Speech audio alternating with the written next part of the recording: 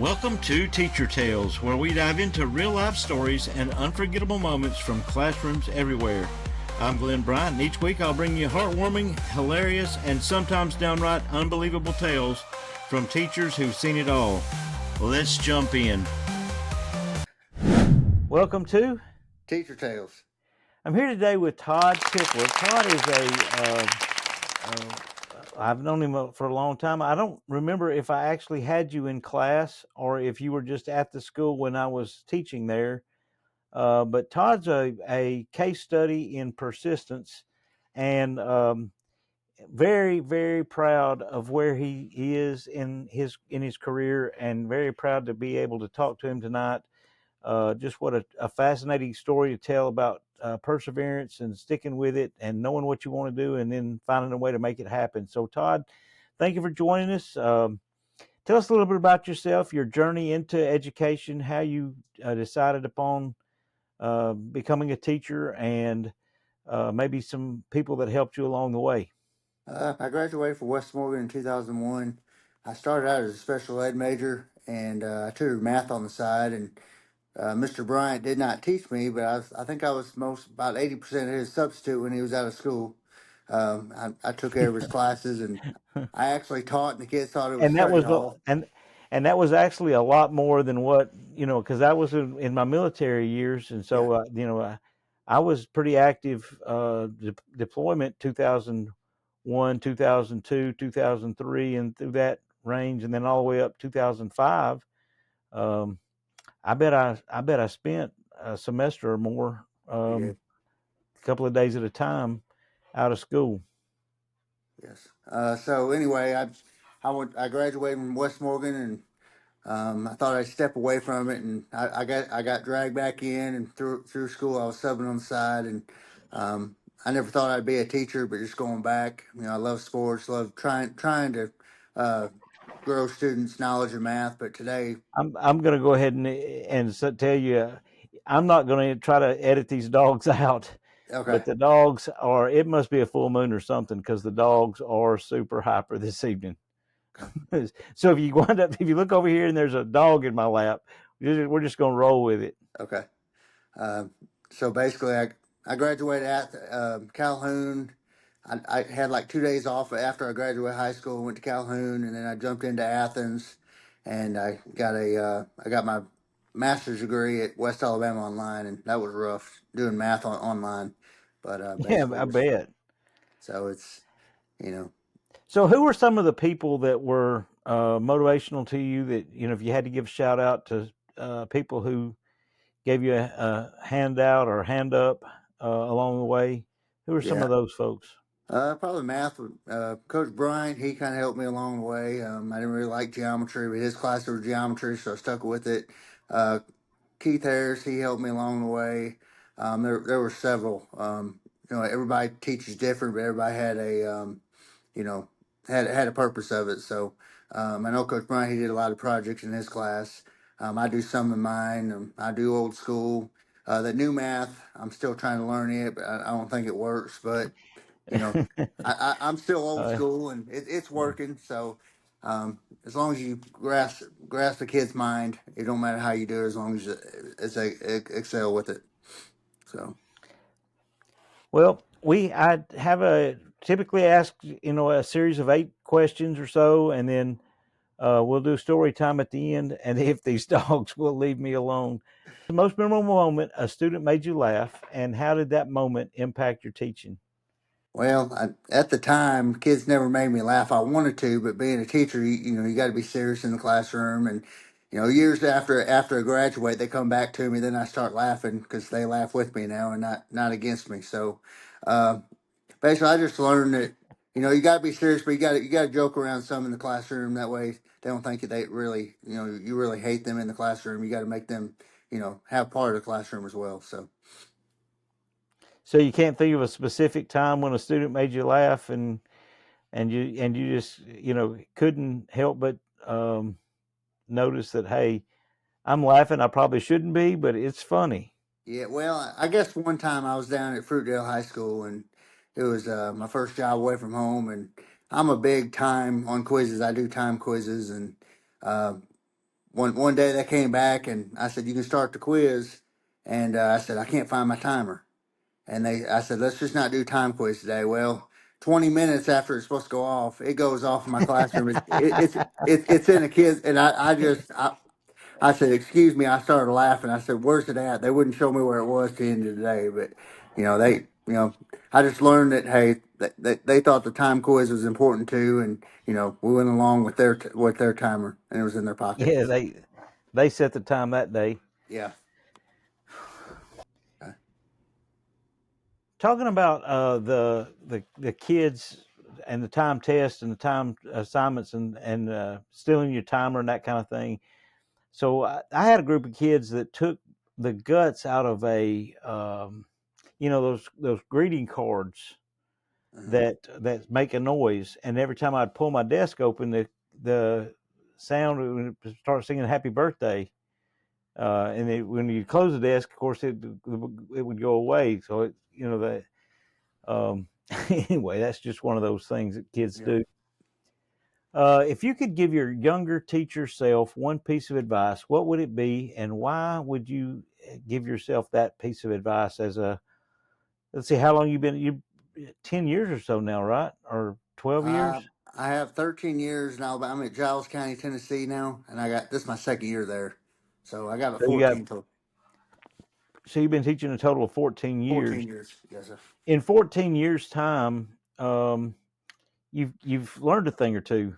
A And lot. if you could know what you know now, so go back, you know, Okay. year one Todd talking to year 14 Todd. Uh-huh. What's the advice? Be serious, but you got to joke around some. Every kid has different lifestyle at home, and they may be joking all the time or be serious. So, basically, just put a little everybody's sense into your lesson. Have your serious mode, have a joking mode throughout the day. I usually have first five and last five. We have like jokes all the time, and I get bonus points for it. So, you know, it's it's fun. What's the craziest thing that you've ever done to keep your students engaged, and did it work? Probably listen to math music. There's some rap songs that Nelly sung one song. They got into it, and basically country songs. Dolly Parton was in one, and they said, "Who is that?" You're old school, and so basically But just put music in. she's famous again though. She's She doing is, rock stuff now. she is. So my kids sing, and I see that they're learning off music as well. So Yeah, you know, um, I did when I was teaching seventh grade. I did a ratio rap, and I can still um, I, when I, I can still quote that rap. The kids loved it. yeah, I not me not so much, and we're talking about like this was a lesson I did while I was doing my student teaching. So it was one of those where it was observed by the Athens State instructional staff, and and they thought it was funny, but yeah, yeah, kids, you got to do what you got to do to keep kids right. engaged. We have a surround sound in our room now, and we have a microphone. So basically, sometimes when I see Oh, them when I see them bored, I get out the mic and I say, "Sing this for me," and they're back in their lesson now. So so it's not teaching's not easy, no. and we're working hard to keep our students engaged. What do you do, and how do you personally stay motivated on those days when nothing seems to go right? Like I said, I have joke time throughout the day. Turn music on, and then when I really get mad, I go outside and I pace the halls a little bit. And then before you know it, I hear them say, "He's ill today." They're joking as we go, and so I'm kind of laughing while I'm pacing because I'm saying, "Hey, they're really thinking I'm out here, kind of being mad." Sometimes I'm not. I just go out there just so they can act like they know what I'm doing. So Can you think of a time when, or share a time when a student success story reminded you why you became a teacher? basically, just at their job, they're thinking, "Hey, we used this topic last week, and you know he did that silly song in that lesson," or he used three whiteboards, and I remember that, and just realities in everything you do. Yeah, I was at the vet yesterday, and you just never know when um, you're going to have one of those moments where you. So there's this guy sitting there with his puppy at the veterinary clinic, and when I walked in, he kind of looked at well, looked me up and down, and then he kind of stared at me, and kind of made me a little uncomfortable. But the young man said, "Hey, did you teach math at East Lawrence High School early 2000s?" And I said, "Yeah, 97 to 2002. I was at East Lawrence as a teacher." He goes, "Coach Bryant, right?" I said, "Yeah, Coach Bryant." He said, and he told me his name, and I won't mention it today because I didn't get his permission. But Right. at any rate, he said, "Yeah, I didn't like math much." He said, "But I liked you." He said, "You were a bright spot in my day." He said, and I didn't think that I would ever use. And at that point in time, I was Right. teaching uh, algebra two. I think I actually had him for geometry because that was about the time the standards were changing, and there was a new course of study coming out, and um, we were actually teaching informal geometry, so we didn't use a lot of proofs, but we it was heavy on the algebra. And so, he said, I didn't never really see any use in algebra. I didn't see any use in all of that. But I said, so what are you doing now? And he said, well, I went through, a series of odd jobs and here and there's, and he said, but I wound up at Bungie and I'm an operator. And he said, and I have to compute. Of course, we have computers, but he said they're not always exactly right. We have to be able to do computations pretty quickly, and know what our volumes are and those kinds of things. And he said, and there are times when he said, your voice will be echoing through the back of my mind when because he was one of those that told me that hey, I'm never going to use this. I don't Uh-huh. know why I got to do all this, but he said, I do use it. And I'm not going to lie and say I use it every day. He said, but I do use it. And he said, and I appreciate the fact that you made it as simple as you possibly could for me when I was doing it. Just made me feel good for a few minutes. Right. Now, um, I did kind of make fun of him because there that 40-year-old fella, and he had this teeny weeny little bitty dog. Just this, you know, it takes. Maybe it's a chick magnet. I don't know, but at Yeah. any rate, it was not a what I would have expected a country boy To have. dog to be. It was definitely a little bitty thing, and me sitting there with my beagle, you know. Yeah. Um, What's the funniest misunderstanding or miscommunication you've ever had with a student? I was probably at a parent teacher conference, had something about grades, and this kid said my dog ate it. Well, mom that was there, man, she went off on him. And I said, if it's one thing, be serious. I said, but I've heard that story over and over. And every time in class they said, my dog ate it. I said, do you want me to call mother? And he starts to get to work. So he don't want mom to call again. Yeah, something about a mama that cares. That boy, they don't want you to Yeah, talk. exactly. Yeah. Well, how do you? You mentioned earlier in the interview about you just every kid comes with a different set of needs. You never know what they're facing at home. So, how do you inspire students who are struggling both academically and personally? Basically, I give a lot of like half classes their free time. I try not to give homework, but if I see a kid struggling, I just go over there and say, "Hey, what do you want to be when you grow up?" And he or she says their goal, and I just say, "Hey, to do that, you need this standard." And I try to put it, try to classify it with what their job wants to be down the road. And they said we don't need to do that. And I said I bring their computer over, and I look up, I want to be a barber, and all these standards that the barber needs, they kind of freak out and say, I think I need to do this because I don't want to be here all my life. So Yeah. just connections, real life connections. So if teaching were a superhero job, what would your superpower be, and how would you use it in the classroom? Well, I have probably two speeds: Tarzan, speedy Tarzan, and a slow Tarzan. Some kids that can go through lessons, you know, in no time, while others, may take them, two class periods just to get one done. So, and when I speed up, some kids laugh at me because they say, "Hey, he's really trying to do this. We don't need this stuff." They joke about it, but you know, basically, I just try to find a standard and bring it on. We have TV screens in our board in our room, and I just pull that up. Hey, you want to do this job? And all the standards of that job comes on the screen. So just let them see it and what they need to do in their lifespan. Well, all right. So the last segment of our podcast is I call it story time, and it's where you get to tell any story. Oh, you can go back to when you were a kid, prank that you've seen played, anything along those lines that would be worthy of conversation or telling during story time on Teacher Tales.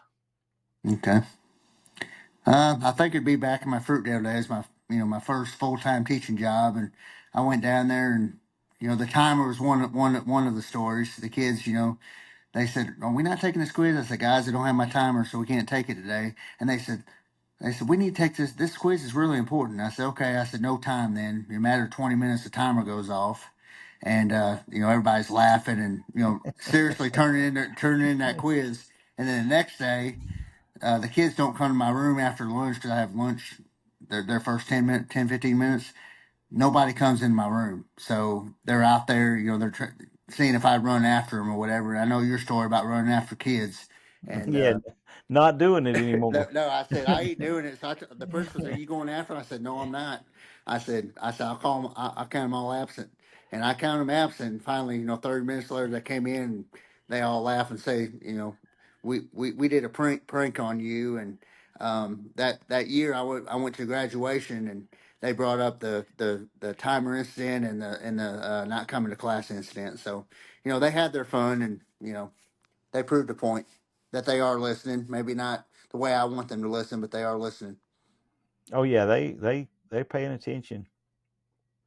Any others? Anything else for the good of the cause Not that I comes to remember. mind? Not that I remember. If it was, I forgot about it. You mentioned graduation. Our when I was a principal, um, that every year, of course, the standards. The kids would always prank something. They'd always do something prank worthy. Now there were a couple that just really were on time. We had a dust up with some kids. We were very what's the word, traditional in our graduation procedures and what you could wear and what you couldn't wear with respect to those cords. And you get a cord for nearly anything Yeah. these days. You can give blood. You can be a Boy Scout. Hey, you were a good boy in Sunday school. You get a cord. Um, Military enlistment. I mean, they just go on and on and on. And before you know it, if you didn't, kind of keep uh, some guidelines, your graduation would be looking like a circus. And I was very opposed to graduation looking like a circus. I wanted it to look formal and professional. So we limited it to Beta Club, National Honor Society, AP cord for completion of AP classes. There were 5 or 6 that were approved for graduation, and of course the one that the kids wanted was not approved. And I don't remember which one it was, but it probably FFA, FBLA, something along those lines. Now we let them wear anything they wanted to wear like that to awards day. I wasn't, I didn't think that it was um, bad. I didn't think that I didn't want to diminish anything that they'd accomplished. I wanted to celebrate it at awards day, but graduation, I wanted it to stay formal. Well, that dust up turned that into, they went to the central office, and of course the central office sent it back to the school and said, hey, this is what, if Mr. Bryant said this, then this is what we're going to roll with. So that year, when they came up on stage to get their diploma, each of them, all 129 of them, all 130 of them, I think it was about 130 of them that year, each of them had a cord to put around my neck. And I mean, everything from macrame to, Hawaiian lace to, I looked like they were piled up. You could barely see my head over the tap. By the time I got to the Z's, you could barely see my head. That was one of those where, hey, hats off to them. That was pretty ingenious. Good prank that year. Yeah, another year we had, though the pandemic year was probably the best. They gave me a mask. Every kid that came on stage gave me a mask. Yes, but pretty good one that year. And there were some that were just plain lame. Yeah. The golf balls. That's the year I got my real estate license. That was pretty funny. I got a real estate license during the year. Some of them, got word that I had gotten a real estate license. So they all took my business card, and I got to pick and created a business card with my real estate information on it, and every one of them gave me their card. Huh. Pretty funny. That again, that's got to know your kids, and Yeah. they were always good. Most of the time it was in good natured fun. It wasn't, they weren't being malicious or hateful. Well, Todd, I really do enjoyed catching up with you.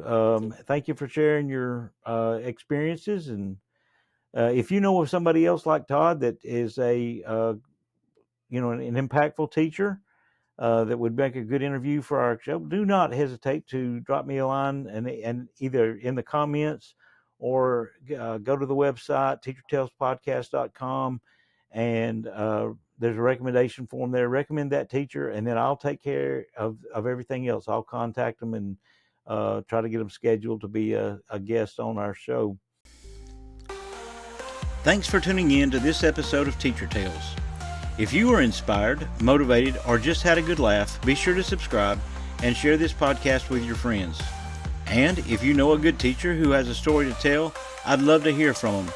Send me an email at motivatedinspiration@gmail.com with your suggestion. Remember, whether you're in the classroom, at home, or out in the world, keep spreading the joy of learning. Until next time, keep those stories alive.